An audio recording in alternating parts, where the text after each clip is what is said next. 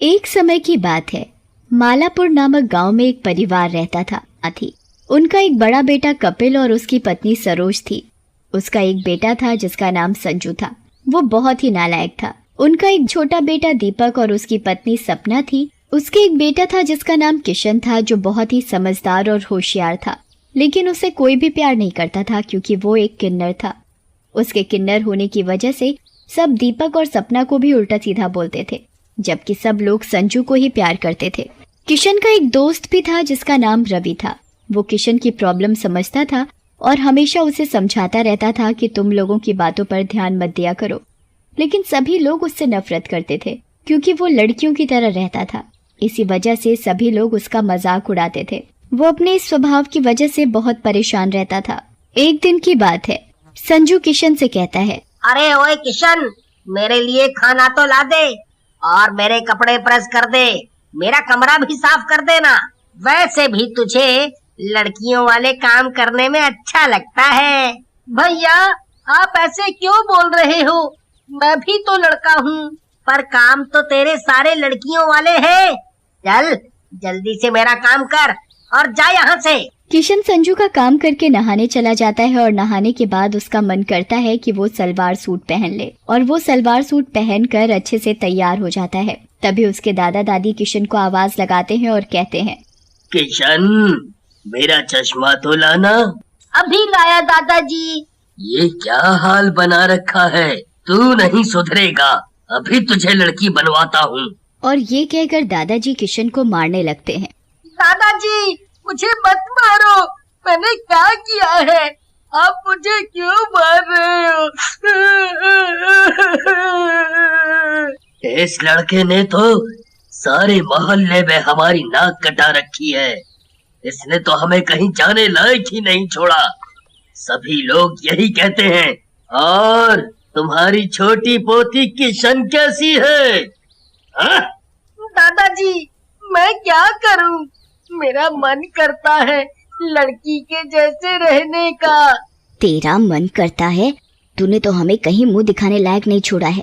तेरे माँ बाप ने तुझे ज्यादा ही सर चढ़ा रखा है। और जाकर लड़के वाले कपड़े पहन कर आ।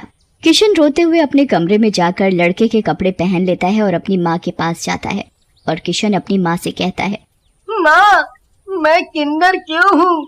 मैं किन्नर हूँ, इसीलिए कोई भी मुझे प्यार नहीं करता। दादा दादी भी मुझे प्यार नहीं करते। सब संजू भाई को ही प्यार करते हैं, मुझे कोई भी प्यार नहीं करता। करते हैं ना, तेरे पापा और मैं तुझे बहुत प्यार करते हैं। तू तो मेरा प्यारा बेटा है। बेटा, तू जैसा भी है बहुत अच्छा है। तू मेरा राजा बेटा है, राजा बेटा। माँ, स्कूल में सभी बच्चे मेरा मजाक उड़ाते हैं। सब मुझे चिढ़ाते हैं, कहते हैं, ओए लड़की, इधर आ। कहने दे बेटा, तू उनकी बातों पर ध्यान मत दिया कर। माँ, आप ही बताओ ना, मैं एक किन्नर हूँ तो इसमें मेरी क्या गलती? मेरा भी मन करता है कि मैं लड़कियों की तरह कपड़े पहनूं, लड़कियों की तरह सजूं संवरूं। बेटा, तेरा इसमें कोई दोष नहीं है, पर समाज लड़कों को लड़कियों की तरह बनकर रहने में गलत मानता है। माँ, कल हमारे स्कूल में पार्टी है, पर मैं पार्टी में नहीं जाऊंगा। क्यों नहीं जाओगे? माँ, बच्चे मेरा मजाक उड़ाएंगे और बोलेंगे, आ गया लड़की। मैं नहीं जाऊंगा।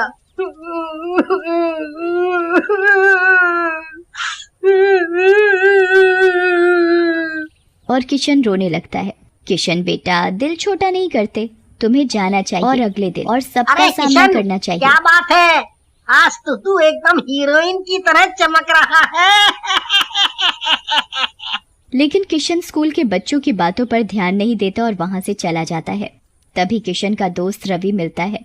वह उससे कहता है, कैसे हो किशन? ठीक हूँ, और तुम बताओ कैसे हो? मैं भी ठीक हूँ। ये सब तो पागल हैं, तुम इनकी बातों पर ध्यान मत दिया करो। जब इनको तुम्हारी जरूरत होती है तो ये सब तुम्हारे आगे पीछे घूमते हैं और बाद में तुम्हारा मजाक बनाते हैं। तुम भी अब इनकी कोई मदद मत करना। कोई भी तुमसे चैप्टर समझाने या मैथ के प्रश्न पूछे तो मना कर देना। रवि, ऐसा नहीं कहते। कोई बात नहीं, जाने दो।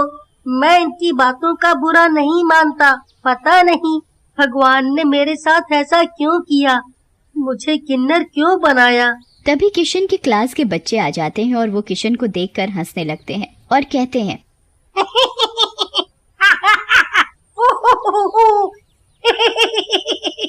किशन, क्या बात है? आज पार्टी में तुम सूट पहनकर नहीं आए और लिपस्टिक भी नहीं लगाई है? और सब जोर जोर से हंसने लगते हैं। ये देख रवि सभी बच्चों को डांट कर चुप करता है और कहता है, तुम्हें इस तरह किशन का मजाक नहीं उड़ाना चाहिए। जब तुम्हें किशन से कुछ पूछना या समझना होता है तो किशन भाई बता दो। अब तुम उसका मजाक बना रहे हो, ये गलत है। इसमें किशन की क्या गलती है, वो भी हमारी ही तरह है। जाने दो रवि। ये कहकर किशन वहाँ से चला जाता है और वो एक नदी के किनारे जाकर रोने लगता है।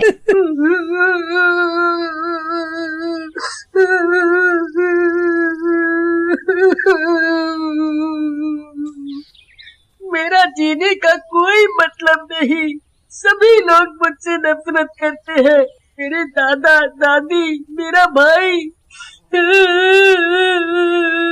मन करता है कि मैं मर जाऊं। गुस्से में आकर किशन नदी में कूद जाता है। उस नदी के किनारे एक पीपल का पेड़ होता है। उसी पेड़ पर एक चुड़ैल बैठी हुई ये सब नजारा देख रही होती है और वो नदी में कूद जाती है और किशन को बचा लेती है। तुम मरना क्यों चाहते हो? चुड़ैल, तुम तो चुड़ैल हो। तुमने मुझे क्यों बचाया? क्योंकि मैं एक अच्छी चुड़ैल हूँ। मैं भी एक किन्नर था। मेरा भी सभी लोग मजाक उड़ाते थे। एक दिन मैंने दुखी होकर नदी में कूदकर अपनी जान दे दी। मेरे मरने के बाद मेरे माँ बाप ये सदमा बर्दाश्त नहीं कर पाए और वो भी मर गए। तब से मैं चुड़ैल बनकर इसी पेड़ पर बैठी हूँ। मुझे मर जाने दिया होता। मैं जीना नहीं चाहता। सभी लोग मेरा मजाक उड़ाते हैं क्योंकि मैं एक किन्नर हूँ। किन्नर होना क्या गुनाह है? मेरे भैया, मेरे दादा दादी, मेरे दोस्त सभी मुझे लड़की कहकर चिढ़ाते हैं। अच्छा, ये बात है। तुम चिंता मत करो, मैं हूं ना, सब ठीक हो जाएगा। अब तुम अपने घर जाओ। और किशन अपने घर चला जाता है और घर जाकर वो सो जाता है। अगले दिन सुबह सुबह संजू चिल्लाता हुआ, मेरे हाथों में मेहंदी कैसे लगी और मेरे लिपस्टिक बिंदी किसने लगाई? अरे संजू बेटा, ये तुमने अपना क्या हुलिया बना रखा है? पता नहीं दादाजी, ये सब कैसे हो गया? जाओ जाकर अपना मुंह धोकर आओ। और संजू बाथरूम में अपना मुंह धोने चला जाता है। जब वो अपना मुंह धो रहा होता है तो पानी की जगह खून आने लगता है। लाइट अपने आप जलने बुझने लगती है। तभी आईने में उसे चुड़ैल नजर आती है और कहती है, आज मैं तुझे अच्छे से सजाऊंगी। तभी तुझे पता चलेगा कि किसी की भावनाओं के साथ खिलवाड़ नहीं करना चाहिए। चुड़ैल उसका ऐसा मेकअप करती है कि वो अपना चेहरा देखकर डर जाता है और वो बड़ी मुश्किल से अपना मेकअप उतारता है, पर हाथों की मेहंदी नहीं उतरती और उसे ऐसे ही स्कूल जाना पड़ता है। और स्कूल पहुंचकर, अरे संजू, तुम्हारी क्या शादी हो गई है जो तुमने अपने हाथों में मेहंदी लगा रखी है? स्कूल के सभी बच्चे जोर जोर से हंसने लगते हैं। ये भी किशन के जैसा बन गया है। सभी बच्चों को संजू का मजाक उड़ाता देख किशन सभी बच्चों को डांटता है। चुप करो तुम सब।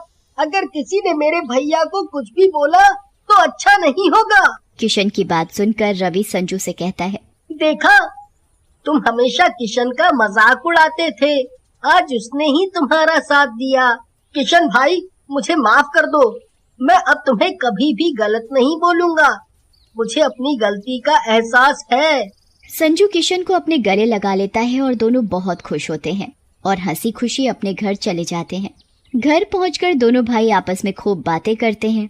उन्हें इस तरह आपस में प्यार से बातें करता देखकर किशन की माँ सपना बहुत खुश होती है। चलो अच्छा है, दोनों भाई आपस में प्यार से रहने लगे हैं। सब लोग रात का खाना खाकर सो जाते हैं। जब घर के सभी लोग सो रहे होते हैं तो चुड़ैल दादा दादी के कमरे में जाकर दादा को साड़ी पहना देती है और उनके माथे पर बिंदी लगा देती है और दादी को पैंट शर्ट पहना देती है। अगली सुबह जब दादा दादी सोकर उठते हैं तो अपने आप को ऐसा देख डर जाते हैं। अरे ये हमारे साथ क्या हो गया? ये किसने किया? मुझे औरतों जैसा किसने बना दिया और तुम्हें आदमी जैसा? तभी चुड़ैल आकर दादा दादी के पैरों में अपने जादू से घुंघरू बांध देती है और दादा दादी नाचने लगते हैं। उनके नाचने की आवाज सुनकर घर के सभी लोग इकट्ठा हो जाते हैं और पड़ोसी भी आ जाते हैं। वो देखते हैं कि दादा दादी किन्नरों की तरह नाच रहे हैं। ये सब देख सभी पड़ोसी दादा दादी का मजाक उड़ाते हैं। अरे मेरे तो पैर ही नहीं रुक रहे, मैं तो नाचते नाचते थक गया। कोई रोको, कुछ करो, ये क्या हो रहा है? तभी दादाजी के बालों में चुड़ैल गजरा लगाती है। ये देख दादाजी डर पोते के साथ क्या किया है। तुझे एहसास भी है इस बच्चे के ऊपर क्या गुजरी होगी जब अपने ही मजाक बनाते हैं, साथ नहीं देते। मेरे दादा दादी को छोड़ दो, वो मेरे दादा दादी है। मैं उनके साथ ये सब होते नहीं देख सकता। देखा, ये तुम्हारा पोता आज तुम्हें ही बचा रहा है। हमें माफ कर दो। अब हम कभी भी किशन का मजाक नहीं उड़ाएंगे, उसकी भावनाओं की कदर करेंगे। दादा दादी और घर के सभी परिवार वाले किशन को गले लगा लेते हैं और किशन को खूब प्यार करते हैं। अगली सुबह किशन, स्कूल के लिए लेट हो रहा है, जल्दी करो। जी भैया। और दोनों साथ साथ स्कूल जाते हैं। स्कूल पहुंचकर संजू और किशन देखते हैं कि जो बच्चे किशन का मजाक उड़ाते थे वो सभी लड़कियों की तरह बने हुए हैं। अरे ये तुम्हें क्या हुआ? तुम लड़कियों की तरह क्यों बने हो? उन सबकी ये हालत चुड़ैल ने की होती है। ये सब मेरे दोस्त हैं, इन्हें ठीक कर दो। मुझे इनकी ये हालत देखकर अच्छा नहीं लग रहा। चुड़ैल सभी बच्चों के सामने आती है। देखा तुमने, तुम सभी किशन को लड़की कहकर चिढ़ाते थे, आज वो ही तुम्हारी मदद कर रहा है। स्कूल के बच्चे किशन से माफी मांगते हैं। हमें माफ कर दो, अब हम कभी भी तुम्हारा मजाक नहीं उड़ाएंगे। हमें पता चल गया कितनी तकलीफ होती है जब किसी लड़के को लड़की कहा जाता है। हम किसी भी किन्नर का मजाक नहीं उड़ाएंगे। सभी बच्चे किशन को गले लगाते हुए अपना दोस्त बना लेते हैं।